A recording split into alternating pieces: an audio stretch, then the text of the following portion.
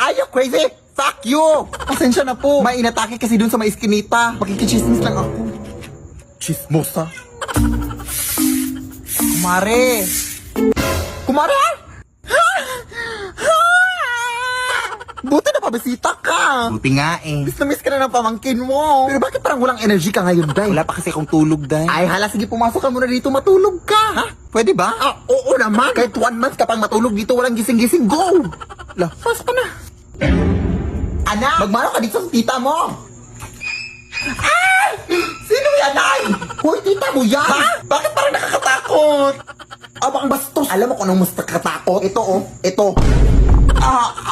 Bastos ka. Halika dito, Iha. Magmano ka. Actually, may pasalubong din akong dala para sa'yo. Oh, may pasalubong pa yung tita mo, tas wala kang respeto? Ay! Ay! Ay!